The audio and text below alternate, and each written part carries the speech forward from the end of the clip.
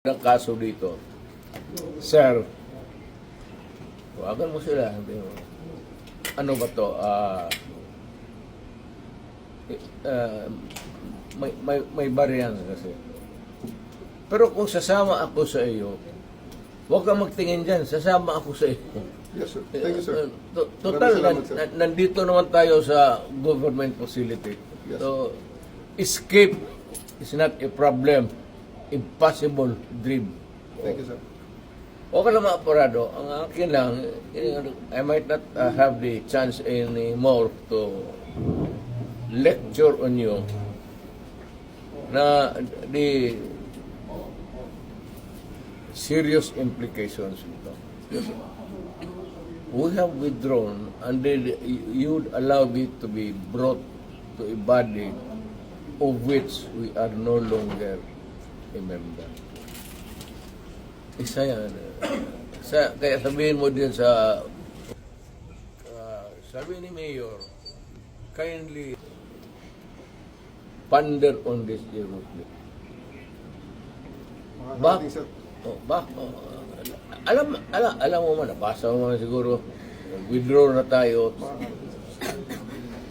So, bakit mo ako dalhin doon sa international body na hindi tayo membro? Kung balang araw, per chance, kung isa sa inyo magkakaroon ng kaso, at joking ko yung mga politika to, alam mo naman politika ito. Sabihin ko siguro, doon hatakin mo yan doon sa maligayahan kayo niyan. I'm reminding you, not because I want to, I'm not berating you actually.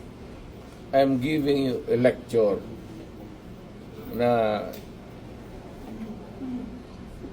ponder on it seriously because magkakaroon ito ng implication. Una-una, I don't know about, but my family, lalo na si Vice President,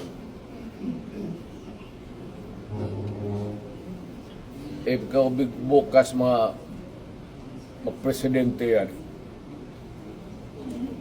was-was tayong lahat dito. Or, on a longer term, kung tatakbo yan, mananalo yan. Dahil nga sa ginawa ninyo tuloy, ano.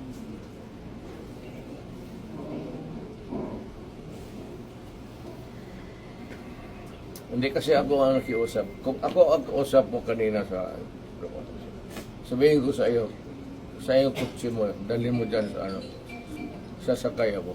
Yes, sir. Thank you, sir.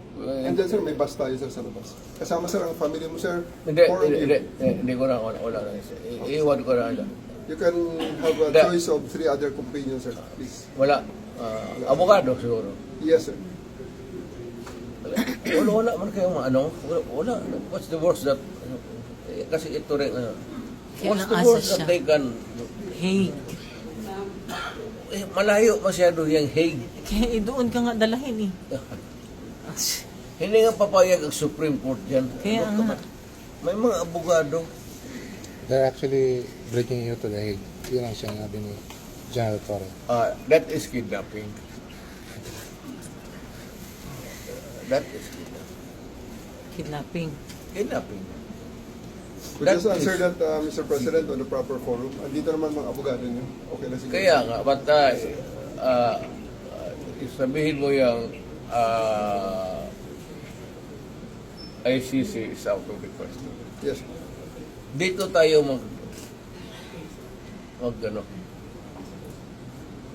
prosecute niyo ako, i-detain mo ako, pakainin mo na ako, patulugin mo ako.